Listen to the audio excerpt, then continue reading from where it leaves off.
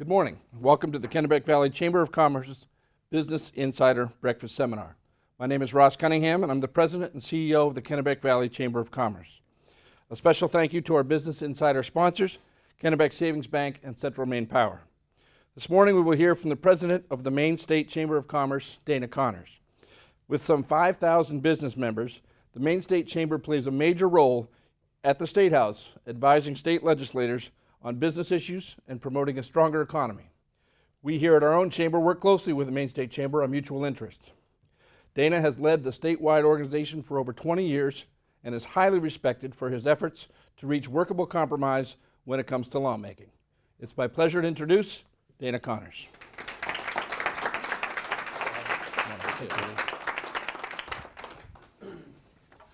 Well, good morning, everyone. It is my pleasure to break bread with you so early on this, what is this, with Monday being a holiday, this Wednesday morning. And I guess, as Ross said, we can look forward to a little more snow, although not much here, I guess. It's mostly the south, not a bad thing. Actually, Ross, I want to take this time also to welcome you to the Chamber family. You have picked a marvelous chamber for your first experience, and I can tell you that already noting your enthusiasm and your attitude, you will do well. Both that attitude and enthusiasm has really been the hallmark of my friend Peter's service in this region, and it's one that has served him exceedingly well, and I know it will you as well. So welcome to the Chamber family. It's great having you on board. Look forward to working with you.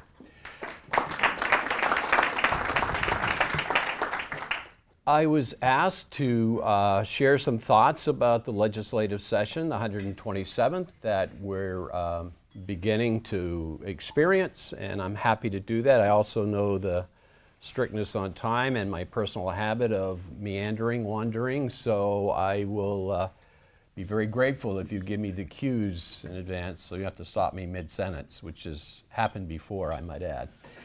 Again, let's talk about this session. I mean, we are a month and a half into it, and if you were to be an observer of the process, you'd be wondering, has much happened yet? And the answer is no, it really hasn't. There have been about 1,500, I think the exact number was 1,514 titles that have been submitted and accepted. There are about, that's titles. It doesn't mean there are bills yet. I mean, there'll be about 500 bills, a little less than 500 bills, a couple of more hundred that'll come from the governor's office and maybe through the legislative council, so that it'll be average to what we've seen in the past, 1,750 up towards the 2,000. Yeah, it's been a little slower than probably many would anticipate, but you know what? It's not uncharacteristic for the first year of a legislative session, because it is the first time for many. And we all know that this year, out of 186, 151 in the House, 35 in the Senate, believe it or not, there are 66 brand new members in the House. 66. And 15 out of 35 in the Senate. That's rough math, what, 45% of your legislators are new for the first time. And there's a difference between perception and reality, as we all know, that also applies to the legislative process. As new legislators get acquainted with the process, what's expected of them, John Martin gives them some tutelage in parliamentary procedure, and there's probably none better than him in terms of time tested. Takes time. And if anybody thinks that legislation is simple, it's not complex, that it takes a lot of time and everybody is whispering in your ear about their position being the right one, and we're amongst those who do that, it makes for a very complex system. I have tremendous respect for people who take time and become part of the process, who want to help Maine and go into that process with that in their heart as well as their head. Great admiration for people that don't get paid a lot, but put in incredible hours in the interest of the state. If I leave you with no other thought, I want to leave you with that one.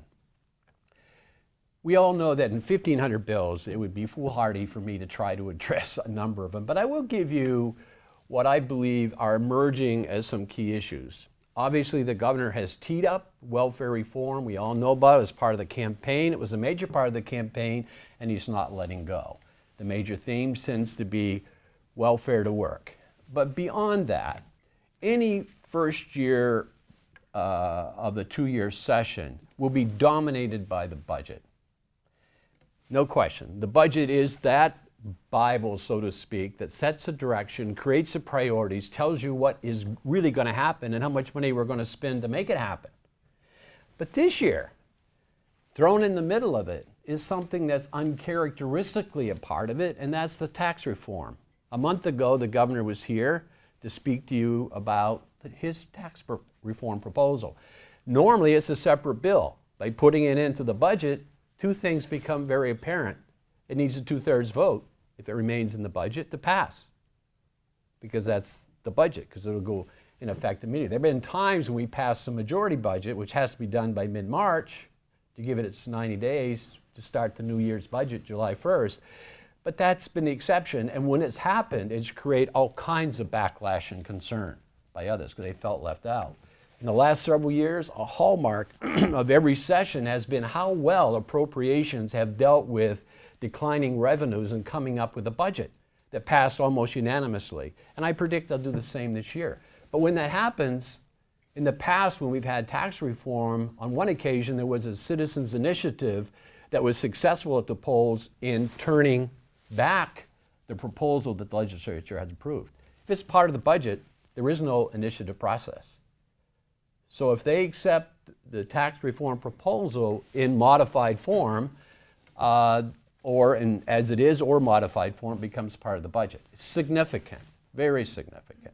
But beyond that, I anticipate energy costs will continue to be an issue. I know that workforce development has to be an issue because it's one of our greatest challenges, but probably also one of our greatest opportunities to help our people and our economy. And if there's two things that unite all of us in this state, and I say this as much from age as it's experience, there's two things that unite us in this state, regardless of where we live, our place, regardless of our position, what we do, or regardless of our politics. It's our people and our economy. We want both to be as successful as possible. We want each to reach their highest potential. So that brings you to workforce development, another issue. Infrastructure, it's always important. As a former commissioner, there is an undying commitment and love and necessity for me to always promote transportation because it's so fundamental to our economic success. But today, infrastructure is also about broadband capacity, high-speed internet. And as some of you in this audience, and I'm looking at one in particular, will tell you that's going to be teed up for an issue this year. It's already a bipartisan bill put forward by the majority leader in the Senate and the assistant minority leader in the House to deal with that. That's there. The other one is mining. Remember 2 sessions ago, there was regulations that were passed by the legislature that set up the opportunity, new regulations that said there are tremendous copper, zinc, silver, and gold opportunity in Aroostook County. It's a small section, but when you read about it, it sounds like it's the whole state. And in that area, there's tremendous capacity. But most issues take on broad implications, but they passed it. Very carefully designed, regulations that were sound. The next session came along, the 126, they overturned it. It will be back this year with probably similar regulations as was set out to open up that opportunity. It's nothing to fear. I would submit, if you're concerned about it, look at the regulations, and I think you'll find them to be reasonable, understandable, supports our economy, and balances our environment. That's one thing that's often misunderstood. Survey after survey that we do will set forth the premise that what are the things that stand in the way to grow our economy? And they are the predictable things. You know what they are, and they deal with them every session. But they also ask business community, what are the things that you value most about our state? People are always number one, and that is our greatest asset. Number two is the environment, our quality of place. So often you get into these debates in the legislative process where you're pitting the environment against the economy. That's our own fault for letting that happen, because there's nobody in this room that wants to sacrifice the environment. It is our quality of life. It's one of our brands that, I say there are three things. When they ask me, Dana, give me your brand for the state of Maine in as few words as possible, I say it's quality. What do you mean? It's the quality of our people, it's the quality of our place, and it's the quality of our products. The first time I became aware of that was I was in Japan with Governor King, and we were on a trade mission to a sister state relationship with the Mori prefecture being the same designation as a state. And we're meeting with these officials, and obviously everything is through interpreters, but the person that I was talking to said, Maine, very important to us. So, I'm trying to carry on a conversation. Come to find out what that was so important was the products, how they saw the quality of our products in the state of Maine. We sometimes take for granted the things that serve us the best. And that was the case that brought home to me, we don't give ourselves enough credit. Anyway, I told you I digress. That's a perfect example of how I digress. So infrastructure, workforce, energy costs, tax reform. Let me talk, how am I doing on time here? Talk about two things within the context of those. All of those are important. In energy costs, there will be a bill one more time submitted by the governor that will take the 100 megawatt limit off in hydropower. It's been put in place a number of years. It's protected year after year. It's mainly to protect the small developers. He's going to take it off. The thesis, I think, being that Hydro-Quebec will provide us this extra opportunity. There are two schools of thought on that. One is it probably won't matter because they're not going to give us a tremendous deal. And the example they use often is Vermont. Vermont has, I think it's 25% comes from Hydro-Quebec, but their rates are higher than others. So that's a debatable one. But the big issue today that's before the PUC is natural gas. RFP has gone out, 3 have responded. It's in their lap to make a decision. Now there seems to be a discussion around should we have 1 or should we have 2 to serve the capacity issue. And bear in mind, the past legislative session created the opportunity for the PUC to give up to $75 million a year for 20 years in the form of a guarantee. The premise being that the market is going to generate, so you won't need that up to $75 million because the market will generate that type of revenue, so you don't need it. But if they don't, then the issue will be the state will guarantee the $75 million for 20 years. That, you'll hear more and more about that. Tax reform. The governor was here, and I can tell you that I've been part of a tax reform on many occasions, but the 3 most principal ones were back when John Piotti was the majority leader, Democratic majority leader in the House, put forth the plan, did not get through the legislative process. It failed. It was very similar to this, not as comprehensive by any means, but very similar in many ways. That was followed up with Part 2, which did pass the legislature, signed into law. It was Fed Up with Taxes. Part 2 was the initiative that came about that defeated it. And you can remember the ads about the guy in the car that had to pay repairs and so forth. It became a very effective campaign, but it lost. Last session, it was Dick Woodbury, and they called it the Gang of 11, came forward. Unfortunately, well thought out, not unfortunately well thought out, unfortunately didn't have enough time left in the session because it's comprehensive. And there's many moving parts. And trust me, if tax reform was easy, it'd be done by now. They started the process yesterday, and most of the testimony were about things, and I don't criticize this, it comes out that way because it's part of the process. You have to let legislature know what you don't like about something.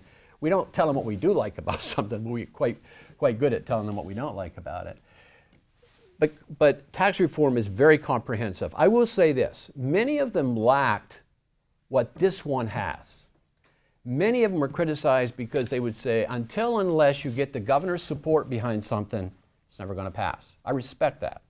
Because you do have to have your chief administrator behind an issue of this magnitude. I got to tell you, this governor is not only the primary advocate for the plan, he's the primary architect for the plan. He's a primary advocate for it. He's out and about defending it, no question about it. And that's a good thing. And the way it's been approached to lower it to 5.75 over the next 4 years, very few have argument with the intended purpose. We have supported that from almost day one, that concept. Expanding the tax base, increasing the sales tax. Last time, expanding it became the issue. But you remember last time? It became a problem when they started to take some out and leave some in. They started, as we referred to it, as cherry picking. That became an issue. But the essence of tax reform tends to be the principles that drive it are threefold. Number one, we want to export some of the responsibility. We are fortunate that people love our state and come to our state, and we don't want to do anything that's going to harm it. But we also want those people who come to our state, who also are probably out-of-staters, own most of the second, they are the number one owners of second home properties in the state of Maine. And so you want to try to obtain some of that. Sure, they pay property taxes and probably pay very good property taxes along the coast. But we want to be able to obtain some of that exportability. That's the principle. Another one is we want to get rid of the volatility in the sales tax. Right now, we are overly dependent on building materials and automobile sales. And what gets hurt first when the economy goes south? Those two items. So by expanding it, you are helping to minimize the volatility. The third point is we have a new economy today. It's a service economy. We're still trying to define it. We know it's technology driven, we know it's knowledge based, we know it gets played out on the national stage, we know it's about niche markets, but we're still trying to figure it out. Let me tell you, we're not the only state trying to figure it out. North Dakota's figured it out because they have the shale deposits and their unemployment is like 0.5%, and their average wage is probably $35,000 a year. I'm making that up, so don't hold me to that, thank you. Is that we are still trying to figure that part out. But the truth is we do have a changing economy. And it's important. If we were sitting here today with a proposal that the governor had before us, and there are some issues, I don't want to misstate that, and we were given the tax structure that we have today, we say, are you kidding me? That's an archaic tax structure. The thing that the governor has said, it's very comprehensive. I mean, look at the number of people that are tax exempt, that don't pay taxes. If you're an individual, it's 40,000. If you're a couple, it's 48,000. I'm sorry, individuals 20,000, a couple is 40,000, a family, parents with 2 kids of 48,000. But people over 65, which he's trying to keep in our state and not go to Florida for 6 months in a day, the income tax helps. The 20,000 that they don't pay, plus if you're over 65, you don't pay in the 35,000 if you're an individual. So that's $55,000 you're not paying in your retirement. Estate tax. You know, one of the things that we always find that when people go to Florida for 6 months in a year, and I don't begrudge anybody going to Florida, I was going to say something, but I'm on camera, so I probably shouldn't say it. I wouldn't mind a week in Florida right now either, but can you cut that out? So I don't want people seeing that. Is that it's that 6 months a day, because not only are you losing that income tax, let me also remind you what else you're losing. You're losing their contributions because they can't do that. You're losing their intellectual value that they bring. You don't want to lose Peter Thompson. You don't want him to go to Florida for 6 months a day. You don't want to lose his leadership in the committee. You don't want to lose his contributions to the state. Important feature the governor's trying to address. Where are some of the issues? Well, I can tell you if the deductions are an issue. I mean, right today, in this year, if you've gone to your tax person, you know it, but there's a limit of $27,500 on tax deductions. That was passed as part of the last one. Deductions are an issue. Revenue sharing is an issue. When I listen to what legislators say, predominantly there's a concern with revenue sharing. They want municipalities to be more efficient. They want them to work together, and the governor has put in money to help that.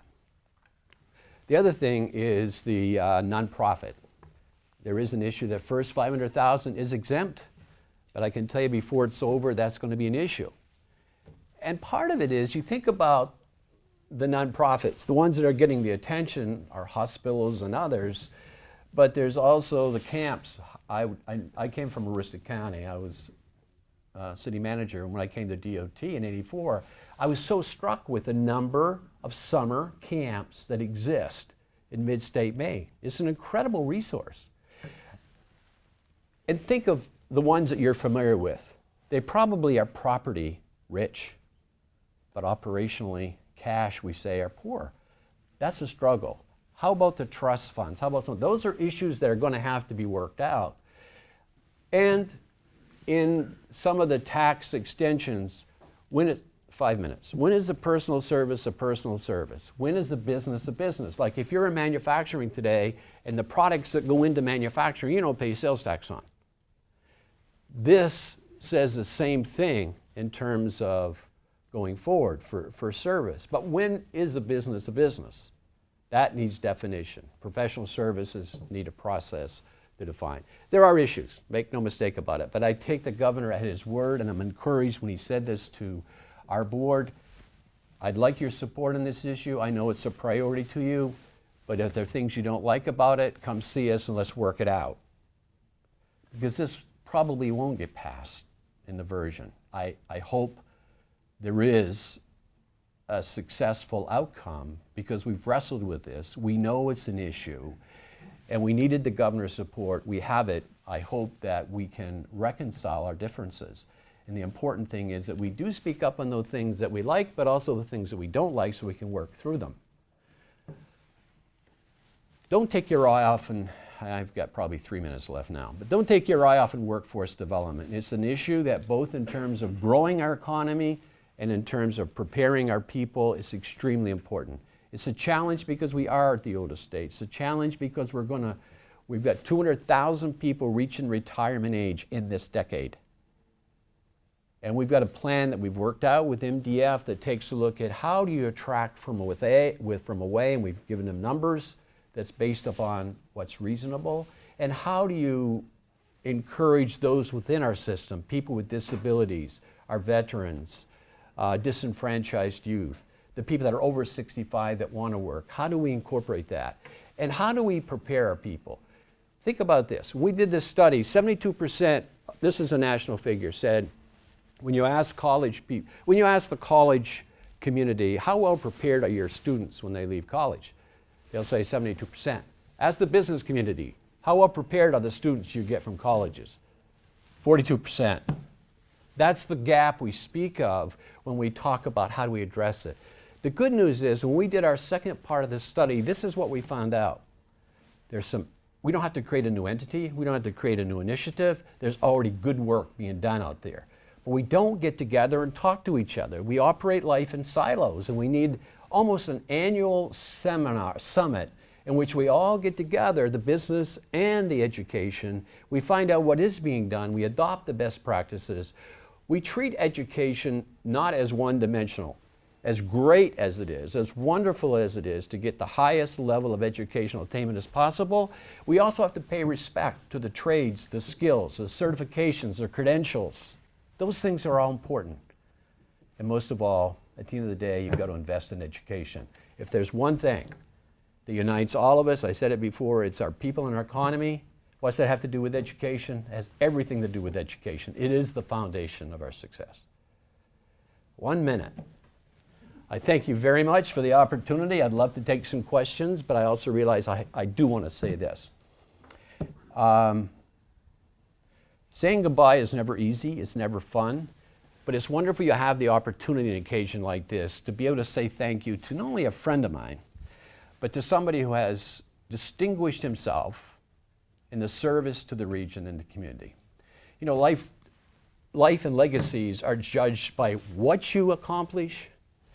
And in Peter Thompson's case, in the 25 years he's been a part of this incredible area, there is so much that's been accomplished, and so much of it you can attribute to his involvement. But Peter's experiences also teaches us that as much as legacy is based on what we do, it's equally important to know the way we do it. And there's no one, in my opinion, that is more respected, higher regarded for the way he treats other people, the way he hugs all of the women in the room. That was an aside, that's just the jealousy showing through. Is that his respect for others is only exceeded by the respect that others have for him. He's a rare and beautiful guy. It's my pleasure to call him a friend. He's had a tremendous career. I know you appreciate it. The only regret I have, he and I play golf a lot. We play by Dana's rules. He'll tell you what those are. There are no rules. So if you want to kick that ball and play it over again, you can't. Our scores are very misleading. The only problem is, from now on, he's going to have more time to play golf, and he's going to beat me from now on. And I regret that and resent that. But he is a dear friend. I love him like a brother. Thank you very much.